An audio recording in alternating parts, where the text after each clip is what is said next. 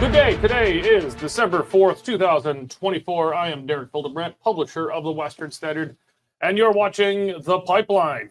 Joining me, as always, my good friends here, Nigel Hannaford, opinion editor of the Western Standard. Hello again, Derek. And Western Standard senior Alberta columnist, Cory Morgan. Always a pleasure. Well, fun stuff today. Donald Trump putting out a tweet saying, they better get drug smuggling and borders under control, or he is slapping a big 25% tariff down on goods coming from Canada and Mexico. And very quickly, Justin Trudeau hopped on a plane, heads down to Mar-a-Lago for a little chit-chat there, kissing the ring. We're going to be talking about that. But then, we're going to be even more interesting, or at least more fun. In our second segment, we're going to, Donald Trump suggested, jokingly, I think, that, if Canada couldn't take the tariffs or comply with his conditions, that maybe Canada should just join the United States, become the 51st state. So we're going to have a very serious conversation on if Canada should annex the United States of America. And third, I've sometimes thought that Austria should annex Germany. Been tried. That under the Holy Roman Empire actually more or less did. And then we're going to talk about the possibility of an early election. There's been some developments. I increasingly think there's a very good chance we're not going to have to wait till October of next year. We might finally be able to put a bullet in old Yeller here and move on with our lives, get a government in place that can, actually pass a single bill through Parliament. Okay, well, let's start off with it. As I said right at the top, Trump is. I've never seen a president make so many waves in the lame duck period in between the election of a new president and before they're sworn in. Normally, it's pretty quiet. It's behind the scenes. There's noise around cabinet picks, although not this much noise around cabinet picks. But he is conducting foreign policy at this point. He has issued notice to Hamas that unless all of the surviving hostages are released by the time he's sworn in on January 20th, there's going to be hell to pay. And there's some indications that Hamas, whatever's left of their leadership at least, is taking that seriously. Slightly less grave, but pretty serious still, is the threats he's issued against Canada and the United States, not to lump us in with Hamas, although you can be forgiven for thinking, looking down the streets of many Canadian major cities, was the threat that unless we get the border under control, stop the flow of drugs in the United States, that he's going to slap a 24% tariff on Canada and Mexico. Now, Nigel, I think Mexico is generally understood, and I think rightfully understood, to be the major irritant in the North American relationship, less so Canada. But there are major irritants. It was not said in his tweet, but I think it's been understood from many American officials related to the incoming administration. The defense is also probably a part of this conversation. But a 25% tariff, I mean, this is Trump. A lot of people who don't know, it takes a while to understand Trump, and you have to understand the difference between lying and bullshitting. He lies sometimes. He's a politician, but he bullshits a lot. And there can often be truth in bullshitting. I take this as probably just, it's a very bold opening move. I'd be shocked if at the end of the day there was ever a 25% tariff against Canada. I would be shocked indeed, but, the shameful thing in all of this is that it takes a president-elect of the United States to point out what our prime minister is failing at. I mean, we know that. We know they've had a very lax immigration policy, which has allowed some bad people to get into the country, and some of them try to slip over the border. Well, we shouldn't be letting that go on. The drug thing, gosh, if there's a war on drugs, we're losing it. But everybody's in the same boat with that. So while I take it seriously, I don't think that's the major irritant at all. But it is a terrible thing that the justification for applying a tariff on Canada is you're not doing your job on border control. That's the first job that the government of Canada has. And it's taking a US president to point that out. It's just an awful situation. So anyway, Mr. Trudeau goes down there and gets his marching orders from over a good dinner, I'm sure. Very likely, I don't know this for a fact, but very likely all at Mr. Trump's expense. He's not yet the president of the United States. He's not putting in his chit. He doesn't even take a salary. It would be very much in the style of the man to have people come in and he feeds them at his estate from his own resources, and then they go back and do what they're told. I expect that is happening, but during the transition, there is a budget for the incoming presidents. They have significant resources at their disposal. They're treated in very many ways like the president, just without the White House and the nuclear codes at that point. But yeah, I take your point. Cory, there is no real way to control the Canada-US border. Even a wall would not do it. It's just so utterly massive. I know you posted a picture on your Twitter a couple of days ago. You know, when you were a landman, Surveyor. You're a surveyor. I've been out down in that area along the U.S. border. I've even driven down Border Road back in the days where if you're on the road, you're in America. If you're on the north side ditch, you're in Canada. I technically snuck into America. There is no real controlling the border. So I don't think it's fair to say Canada or even Justin Trudeau is responsible for really what's going back and forth between that border. It's just too big and porous. It's the largest undefended border in the world and in the history of the world, as far as I know. But what we do control, and that is much more important and entirely in our ability to control very easily if we had any determination, is the external North American border, what's coming into Canada. Because what comes into Canada can very easily get into the United States. And I think that is the single biggest trade and foreign policy goal of really any Canadian government in the post-war era, is to keep the Canadian-American border as flexible and open as possible. That is an area where we do want an open border. It is our maritime and airspace borders that have become porous under Justin Trudeau. And I don't think Trudeau seemed to grasp that. I don't think Trump is viewing the Canada-US border the way he views the U.S.-Mexican border, where people are hopping over and they don't necessarily want that border open. But I think he's referring probably to Canada's aeronautical and maritime borders. Yeah, I mean, as you said, I've worked down there. We don't have the resources to control that border, even if we wanted to. No country in the world does. And I don't think there's really that much actually crossing, though it's easily enough done if somebody with a bit of planning, as I kind of said. People think that there's a lot going on down there. No, it's a broken down barbed wire fence with houses miles and miles apart at best. And even the Americans have limited resources to watch it. But the issue is, we've had unchecked, uncontrolled immigration. We haven't deported people we have found to be bad characters. We have a backlog of over 1 million people in the immigration system right now in processing. I mean, many of them are legitimate people that just want to come here and make their lives, but this is how badly we've been doing it. It takes years to process this, and then once we process it, we find out, oh, we got to deport this guy. Great. Well, we lost track of him 2 years ago. Who knows where he is? And chances are these people are showing up in the United States. Mm-hmm. So that's where we have to get ourselves under control. As well, I had Sam Cooper on as a guest. He was fantastic. He talked about that. We've become a hub for money laundering in Vancouver for Chinese drug cartels and Mexican drug cartels. And we're finding some very large, again, Mexico is certainly far more of a drug problem than Canada, but we're finding big labs up here.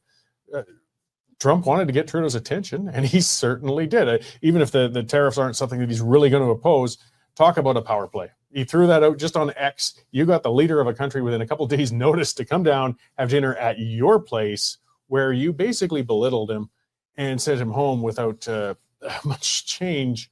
He's establishing the relationship that they're going to have right now, and he's on top.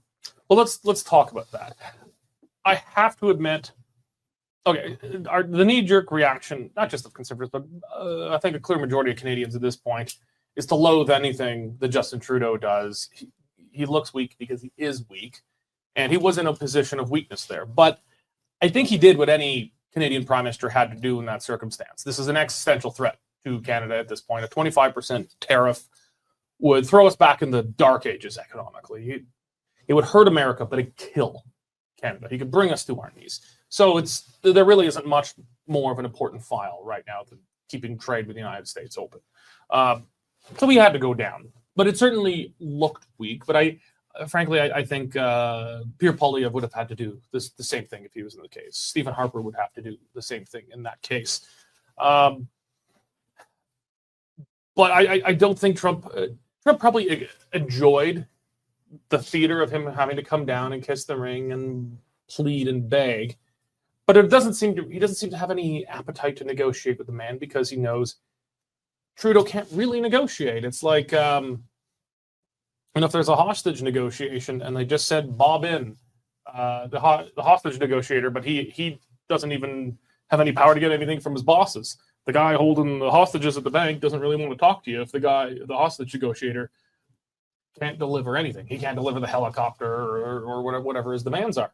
Trump knows that this guy is gone. He has no negotiating power. Trudeau can't even pass a bill through Parliament at this point. Parliament is deadlocked because the Liberals refused to comply with an order of Parliament to disclose documents on corruption in the Green Slush Fund. And Trump knows this. And I get the feeling that whatever remains of Liberal Canada at this point, in the headquarters of the Toronto Star and CBC, they don't. It might start to be finally dawn on them that they have newspapers in Mar-a-Lago, and Trump knows that Trudeau's gone. That there's no point in even really talking to him. I think he's going to wait out Trudeau at this point. He'll probably impose the tariffs when he is sworn in. I'm not sure if it'll be 25% right out of the gate. Someone rational will probably tell him that it'll get up to 25, but it'll escalate over time unless negotiations, bear some fruit. But I think Trump is just going to wait Trudeau out. My suspicion is that he'll impose the tariffs on day one and suspend their application pending further talks with the government of Canada. I actually don't think that this would be the case had it been Harper or maybe Mr. Poilievre, because the situation that provoked it would not have been allowed to develop this far. No, but if the announcement was made, they would have to go. Well, they would obviously have to talk about it, but it wouldn't have been. My expectation is it would have been a telephone call first, and the whole thing would have looked much more orderly and not a rush to try and save the ship. That was theater deliberately intended to make Mr. Trudeau look small, and then of course, you had that great video that he tweeted out, him standing on a mountain and a Canadian flag. Well, we're going to get to that. That's a different video. There's another one that the one that he tweeted out yesterday. That's also related to our next segment. Yeah. All right. Well, yeah. You might want to clip that out then. But, well, no, it's okay. In any case, there was definite theater there in doing it to Trudeau because Trudeau had done it to him. Mm-hmm. Cory, I so much of this, again, I guess I kind of get into the power play of what we're going to get into in a moment, but there is a personal loathing of Trump towards Trudeau.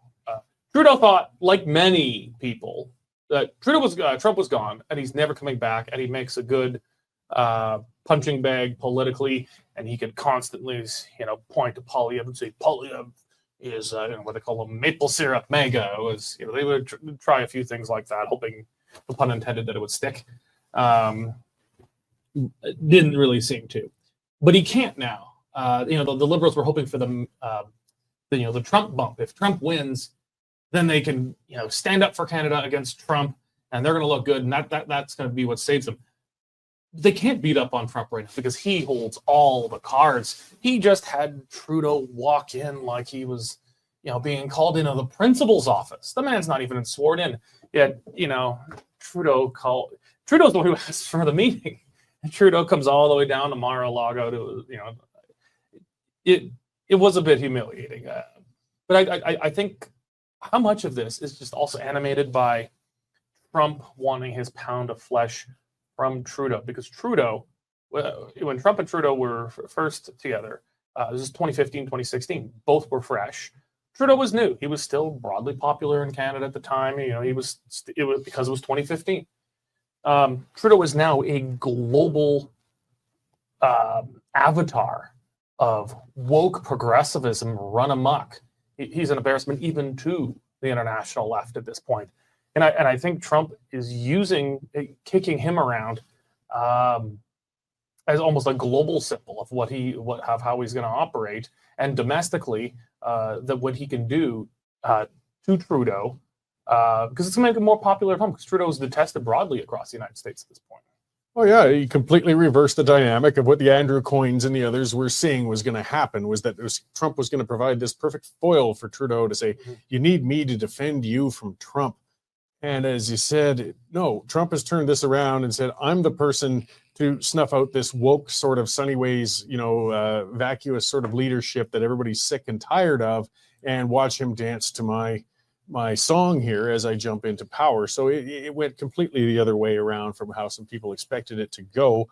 And yes, Trump is he's a vindictive man, and he's got a long memory. And Trudeau spent a lot of time antagonizing him. I mean, he was, again, tittering at a G8 or NATO meeting, I think it was. It was NATO. Where he was, whispering to Macron and other leaders, gossiping. Like, Trump hasn't forgotten that. And, I don't think it's one of Trump's better traits that he is kind of petty and holds these grudges, but it's a reality of his. And actually, I would take slight exception there on Mr. Trump's behalf. Half the people that he's nominated for his cabinet are people that he's going head to head with. Even his vice president, actually. His vice president choice, So, I mean, if it's in his advantage, he's quite prepared to live and let live. But there's something kind of sneaky about what Trudeau did there at that meeting you referred to.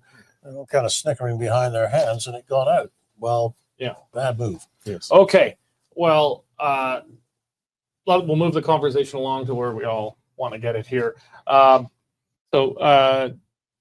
So during this meeting between Trump, Trudeau, and a few others at Mar-a-Lago, Trump apparently joked, and some sources saying Trump has joked about this previously with Trudeau.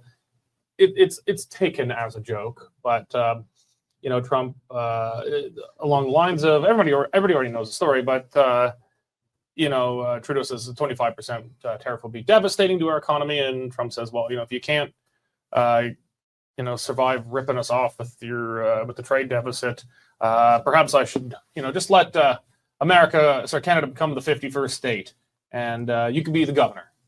And Trudeau says something along the lines of, well, it'd be a pretty liberal blue state if it did. And he says, fine, we'll divide it up into one blue state, one red state. I guess he's assuming that, maybe in Alberta and Saskatchewan, we get to be our own state. At last. Yeah. The whole thing was a joke, but word of this got out, and it just blew up the internet, not just in Canada, which was predictable, but even internationally. And then Trump riffing on this. You were talking about that picture he posted to Truth Social and then onto X. At that point, he's just trolling Trudeau. He is trolling Trudeau, trolling him. Also for his supporters, it's just he likes fun. He's bullshitting. Again, back to Trump as the bullshitter in chief. I forget who was it that coined that term, but I'm adopting it. And it just became kind of funny. Let's play that. Someone did an AI video. Just this video is AI. It's getting pretty damn good. So I just want to specify that before. Let's just play a little video, a fake video of AI video of Trump, but that just kind of captures the zeitgeist of the moment. People of Canada, the Great White North, as they call it, except it's not so great anymore, is it? I call it the Great Sad North, because that's what it is, sad. On January 20th, I will be slapping huge tariffs on all products coming from your country. The economic consequences will be devastating, but they don't have to be. Prime Minister Justin Trudeau was just with me at Mar-a-Lago, and I suggested that I would make Canada the 51st state. It's called Manifest Destiny, and it's happening whether you hosers like it or not. You should have never let us get Alaska. That was your first mistake. Makes no sense that you have to drive through Canada to get to America. Not any longer. There are a lot of great benefits to joining America. We have a great military, the greatest in the world. You'll be able to move from those awful cold shitholes you live in to warm shitholes. Quebec will no longer be a thing. You don't like it, you can all move to France. All Tim Hortons will now become Dunkin' Donuts. Curling will be banned. It's a ridiculous sport, if you can even call it that. As for your precious ice hockey, this will be the hardest part to deal with. But who said there wouldn't be growing pains? The American and Canadian national teams will merge. Say goodbye to your silly little leaf. Say hello to stars and stripes and bald eagles. Also for all those celebrities that moved to Canada because I one sucks to be you. So this all raises the very important question: should Canada let America join us? Or, as you put it, annex. Should we Annex America? America? I'm not saying we conquer them by force, but Trudeau and Chrystia Freeland say Canada is a convening power. We're great at convening. So why don't we just convene a meeting and America can join Canada? Well, there are some issues remaining from 1776 that have yet to be satisfactorily resolved to the benefit of the British Crown. I'm not very happy with the Alaska-BC border. Well, The British Empire sold us up the river on that one. sure that we. I kind of like the idea of Alaska being a little bit different from the rest of the. Yeah, I'm saying, but the border adjustment was very unfavorable to Canada. It helped provoke the Charlottetown Conference, creating confederation. There were some other things going on then. Indeed. You know, the interesting thing about that is a tangent, but John A. Macdonald probably was in a world scale of statesman, was up there with Bismarck and Disraeli and Gladstone. Anyway, be though that's all ancient history, but if we're going to go back into ancient history, sure, 13 colonies, let's have the other 37 back in the fold. We can forgive and forget. Yeah. No, Cory, names aren't coming to mind immediately. Now, most people have taken this as a joke. It's funny. Even Trump critics mostly get it's a joke. But I have seen a few nutters on both sides of the border still light their hair on fire. To the credit of the left, they haven't uniformly lit their hair on fire on this one. No, I think some of them are finally understanding that Trump does bullshit sometimes, and he's joking. Well, yeah, I mean, on a much smaller scale, but on X, I like to lob things out there and get the wobs all squirrely and stirred up too. Sure. And if they don't react, it's not any fun. And wiser people realize that, yes, this man is trolling you. He's getting a kick out of this. And if you dive into that pool with him, he's just going to laugh while you let the vein in the side of your head pulse. Though there's still an undertone of serious business about this. These are leaders of two sovereign nations, and it's joking at the meal, but that's not a typical joke between world leaders. When you're discussing national sovereignty between your nations, that's not usual small talk over the appetizers. This is, again, nobody's seriously considering annexing either side going on, but just the fact that leaders are even having this kind of joking, it's just we're building a really bizarre relationship between our countries right now, or at least between Trump and Trudeau. Let's hope that our countries have a better relationship once that leadership changes. Something that occurred to me, though, that was serious in this is just how utterly powerless and at the mercy of America we truly are. That, while I don't believe Trump has any ambition to annex Canada, and I wouldn't imagine any significant whatsoever segment of the American population has ambitions of manifest destiny to annex Canada. If they wanted to, they probably could. They could force us to our they wouldn't need to fire a shot. I mean, if the United States just decided to close its border to us, we'd just be cold Mexico. They could kill us economically and force us to do anything they wanted. They could make us do. And it just, this whole thing, as much as it was a joke, it just really brought that home that we just don't have the chips to play. Don't want to make this a serious conversation because we did head it, let's annex America. However, to your point about making Canada do whatever they needed to do, this started in 1942. That is when the Prime Minister of the time, the late and unlamented Mackenzie King, gave the United States permission to do whatever it felt it needed to do on Canadian territory in order to further the war effort. And one of the first things they did was build the Alaska Highway from Dawson Creek to Fairbanks, Alaska, 1,512 miles of dirt road, which had a strategic objective an incredible amount of time. And they did it in 10 months. So the point of that is that right there, they effectively exercised sovereignty over Canadian territory because we had nothing to do with it. Then, in the 50s, we began setting up these early warning lines of radar stations. Dew line. The Dew line, and there are others. There's the Spruce line, and there's a number of them. But again, these were all camouflaged with the idea, well, this is a NORAD installation. Yeah, it was an American initiative. It was built by the Americans, paid for by the Americans, and administered by the Americans on Canadian territory. So actually, Derek, we're already there. I think we have been for a long time. I just don't think Canadians have been very honest with themselves about this. I mean, when John Turner was screaming that free trade would destroy Canadian sovereignty, it was already long gone. The United States is a happy neighbor. They generally they're good neighbors most of the time. And I'd rather have the United States as a neighbor than really anyone else I could think of. But just as they hold all the cards of what we've turned ourselves into. I'm glad you brought up, yes, the unlamented Mackenzie King and bringing up the brilliance of Sir John A. Macdonald, because the attitude in Canada right now is that we're self-defeating. We're taking away John A. Macdonald's statues. We're a post-national state. We don't have a sense of pride or dignity or standing up for ourselves.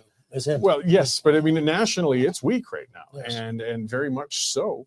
And this has been going on for a long, long time. It's really coming to a head now. And Trump has just seen it and exposing it and is taking advantage of it. But this is something that's been going on for a long time. Yeah, I suppose you have to take it further if we're talking about Canada as a post-national state and, the whole Trudeaupian view of Canada as this, sinful colonial being. Well, really, what is the point of maintaining Canada in and of itself? If Trudeau is correct, then why not? Arguably, Canada would have a lot more influence. We'd probably be a pretty big... Canada would not go in as a single 51st state. In the very hypothetical, it's purely hypothetical. But if we're going to play this game, it wouldn't be one big giant, because it would be bigger. It would be a single state, bigger in population than any other state in the United States, and would be bigger in size than the rest of it. So, Canada would probably go in, maybe not as 10 states. I don't think Quebec would make a good combined state. No, and I don't think Prince Edward Island gets to be its own thing anymore. Probably the Atlantics get together. There'd be some reconfiguration, but it'd be mostly blue states. The Democrats would benefit tremendously from it. They'd have permanent Senate control, and maybe Alberta and Saskatchewan every once in a while flip red. The Democrats more than anyone would like Canada in. It actually wouldn't be the Republicans wanting it. So I don't know. Liberal Canadians are always fantasizing about being Democrats. They want to be the Democrats so bad. They could finally be Democrats, and it would, at least for some time, until whatever that country is recalibrates itself, and actually be fairly blue. So I don't know. It's a silly argument, almost as silly as Canada annexing the United States. But I think there's a lesson just to remind us here about how weak in this relationship we are and how lightly we have to tread. Just to the point about the post-national state, the United States has just had a great awakening with this last election. You notice how the Democrats haven't challenged it. It was so obvious that the people had spoken. I actually think that there is a Canadian nationalism coming back after the next federal election, because the Liberals are not going to win it, and there's going to be no more talk about a post-national state. True, but like military traditions, national traditions, they can be torn down fast, but they take generations to build. And, we've had at least one generation to come up now under Trudeau. A generation's come up under Trudeau. And Canadian nationalism, patriotism has been weakening, I think, for quite some time already. You probably go all the way back to getting rid of the Red Ensign and things like that. You can go back quite a ways if you want. I don't think even a 3-majority term Poilievre government restores this. They'd have to want to. That's the first thing. It would have to be an explicit goal of them, but also that always massively upsets the Quebec nationalists. These goals are at loggerheads, and Quebec nationalism rearing. I mean, this conversation is meandering a bit now, but I like this meandering conversation. The PQ is poised to very possibly return to power in Quebec. Promise of a third referendum. There's going to be a lot of hesitancy to poke that bear by really ratcheting up Canadian nationalism. That always really angers even moderate Quebec nationalists. Well, Canadian unity's never been something I've promoted all that hard over my political years. So, No, it has not. Is it? Mm-hmm. All right. Well, the tea leaves are changing a bit. Justin Trudeau is desperate to hang on to power to the absolute end in October 2025. They're just praying for something to change. They thought Trump's election would change them around. That is obviously not worked to their advantage. It actually may be working very much to their disadvantage. The big thing that's been, as much as they might deny it, Jagmeet Singh's pension and the pension of a significant number of his MPs and MPs in the Liberal caucus don't vest until a week after the next election is scheduled. And that's really been, as much as they deny it, I think it's been one of the driving forces for their desperation to not have an election until that's done. Now, just the other day, Calgary entrepreneur and friend of the Western Standard, Keith Wilson, publicly offered Jagmeet Singh on X that he was going to put together some private financing for him to take care of his pension if he would just allow for an election. I meant Brett Wilson. Did I say Keith Wilson? Keith's Keith a Wilson lawyer. is another friend of the Western Standard. He's a great guy. Yeah, both good guys. But sorry, Brett Wilson is going to put together private financing saying, don't worry about it, Jagmeet, we'll take care of your pension. Just call the damn election. We'll take care of your, we'll buy your next Maserati or whatever it is. Nigel, why don't you elaborate a bit? Well, there's a bunch of things that make me think we're heading for an early election, and this business of the pensions is just one of them, because that was obviously going to be a lead weight around somebody's neck if they waited it out till October.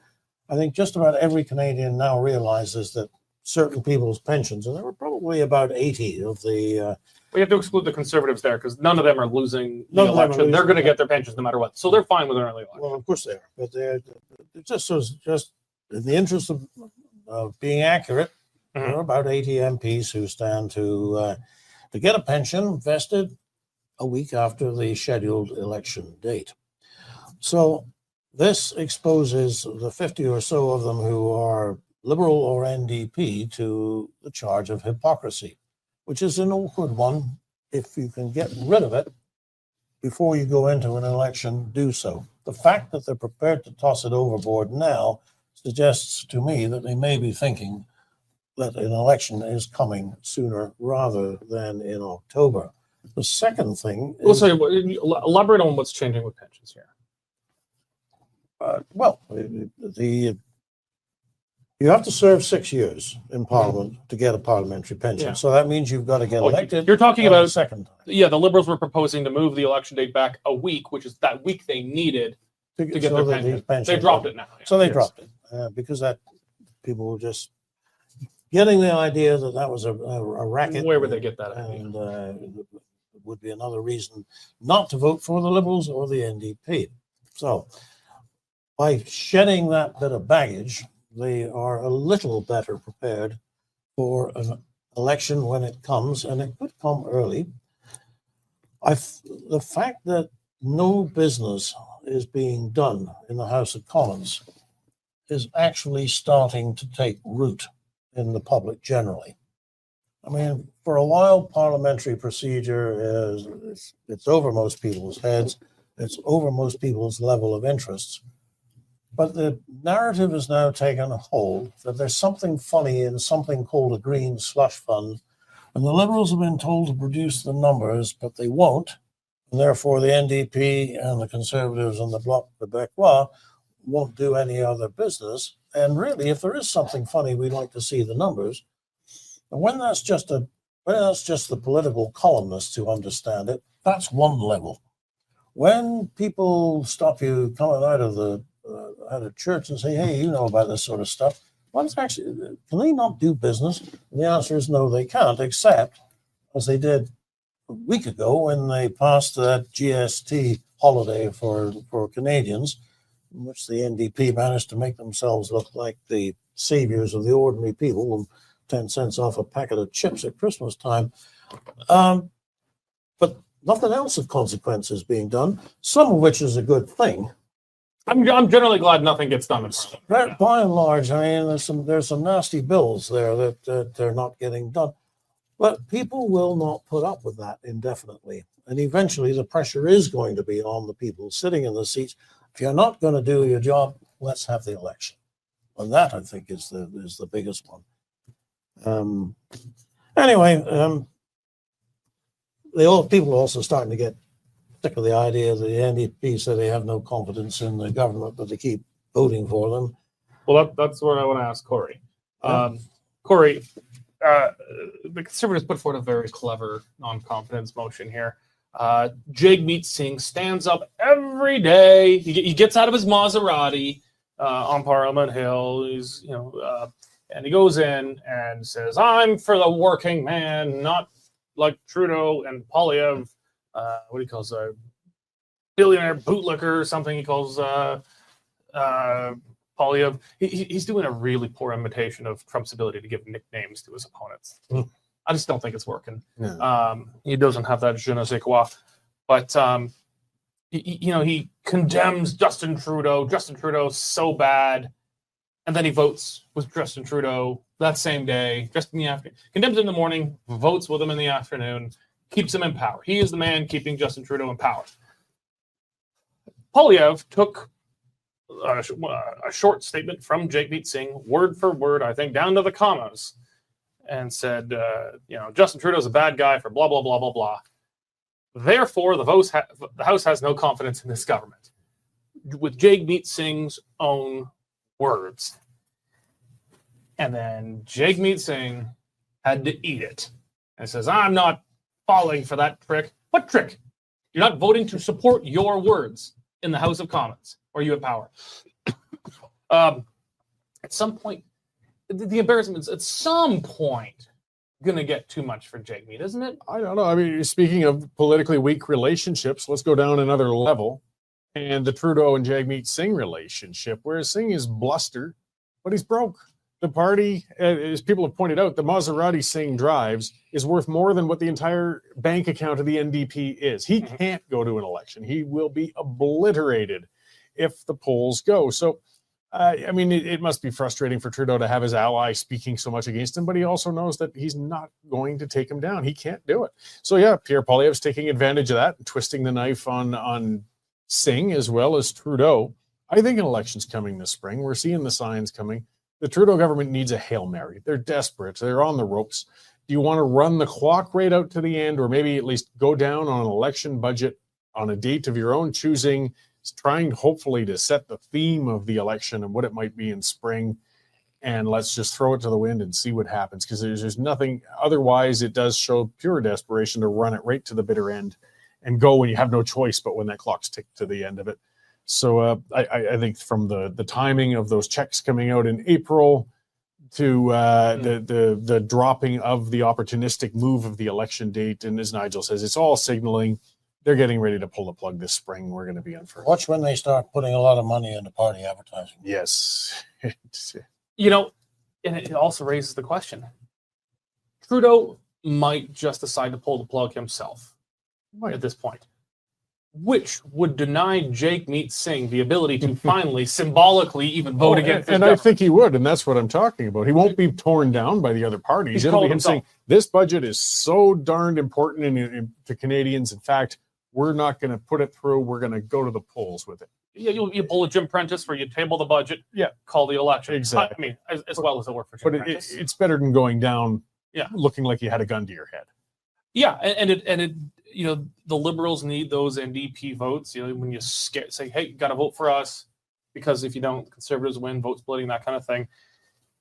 He might be smart to deny Jagmeet Singh voting against him even once. Because right now, I think Poilievre spends as much time blasting Jagmeet Singh as he does Justin Trudeau, sometimes even more at this point. But Nigel, do you think at some point the embarrassment just gets too much for this guy? Because he has swallowed a lot of shisa. I'm ripping up the agreement.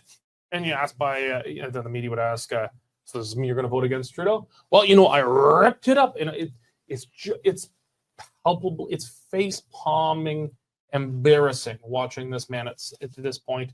He's already swallowed his dignity, but at some point he's got to salvage something for himself. At some point, do you think Jagmeet Singh finally snaps? Or do you think it's more likely that in the spring, Trudeau does it for him, calls the election himself? Maybe it won't be Jagmeet Singh that he's responding to. Maybe it'll be Melanie Joly.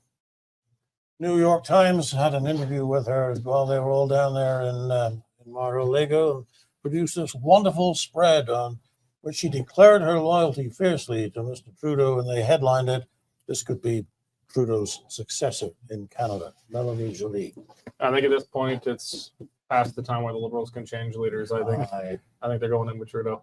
I think you're probably right, but it was a fascinating diversion of thought. Yeah.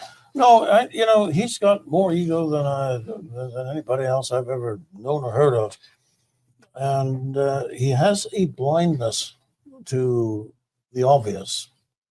Don't forget, this is I better be careful with the metaphor here, but this is the bunker mentality, where the only information you've got coming in is what your friends are giving you. And he may well still think that he can tough this out until October. It's going to take no confidence vote to bring him down. All right. Well, we'll put a pin in that there and go to our parting shots. Let's start with you, Cory. Sure. Well, speaking of, again, just bad policy, desperation, things coming this morning on the X account from Prime Minister Trudeau, whoever the communications person is that writes it, because the spelling's too good for it to be him. But it said, we're going to crack down. We're going to give cities the power to crack down on short-term rentals through Airbnb and VRBO. What are you getting at? Like, for the housing crisis, for one, what resources are you going to give cities? They don't need money then to crack down on these things. As well, are you going to make a law to make it illegal to utilize your private property as you please? But this is just showing the stuff that he's just throwing against the wall, hoping that it sticks. And it's just another shallow, foolish, economically illiterate thing coming from this Prime Minister's office. He also has no idea that municipalities are literally creations of the provinces. He can do nothing with any municipality that a provincial government stands in the way of, including Alberta now, which has legislation to that effect. Nigel. So here are three things that the Trudeau Liberals don't want to talk about. The deficit numbers for last year should have been out back 3 months ago, but they're sitting on them.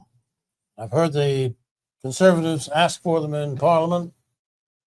Parliamentary budget officer says they missed by 6.8 billion. They won't tell us for sure. They're defying a parliamentary order. We've talked about this, to release the numbers on the Green Slush Fund. And they won't even tell you how many people killed themselves medically last year. Normally the made numbers are out in July. They're still not out for 2023. So they're hiding that. They're embarrassed about it. And I just cannot think of this has got to do with the timing of an election. Mm-hmm. Well, I want to, I should have this up and ready. But, we were just talking about, Trump's talk around annexing Canada, 51st state stuff. Well, I want to draw the attention to a tweet from Jean Charest. Some people remember him, former PC leader, Premier of Quebec. He came into the studio a couple times. Yes, he did. Pleasant enough guy, but, not my cup of tea. But he echoed something. We're going to put the tweet up on the screen here. Trump trolling Canada, put that big picture of him with a Canadian flag up and said, "Oh, Canada." Jean Charest responded with a piece of what I call an urban legend of Canada, that during the War of 1812, when the United States and the British Empire went to war, Canada gloriously marched down to Washington and burned the White House. This, I'm sorry to tell everyone watching or listening at home or in your car who believes this, but this never happened. It didn't even come close to happening. What happened was, so Canadian colonial militia fought in some small battles at Lundy's Lane, Queenston Heights, places like this, mostly in Upper Canada, which we call Ontario today, and a little bit, I believe, in Lower Canada, which we call Quebec. Canadian colonial militia and Indigenous warriors did fight there, almost exclusively on Canadian soil, but also in Detroit, which was which Canadian militia supported some British regulars in. But the White House did get burned down, but it was burned down by British Royal Marines. These were professional soldiers stationed on British warships that sailed up the Chesapeake and landed and took Washington, burning down the White House. The White House was burned in the War of 1812, but there was no one there, as far as I know, in that battle who had even ever visited Canada once in their life. Maybe some of them had been stationed there for a few months or something, but as far as we know, no one even stationed in Canada was in the Battle of Washington, burning down the White House. Canadians had absolutely nothing to do with it. Canadians had about as much to do with it as we did in storming Okinawa. Yes, someone on the same side of a war as us did something, but that did not mean we did it. And so Jean Charest, I think, probably does know better, but playing into this. So just a small little history lesson for folks to correct this urban myth. You bet. All right. Well, gentlemen, thank you for joining. It was a good show. Thank all of you for joining as well. Remember, if you're not yet a member of the Western Standard, you should be supporting us. The Western Standard is one of less than 5 serious independent media left in Canada that refuses to take Justin Trudeau's federal media bailout subsidy. Go to westernstandard.news right now. Click on subscribe. It's only $10 a month or $100 a year for unlimited access, and you get past that pesky paywall. We greatly appreciate your support. Thank you very much for joining us today, and God bless.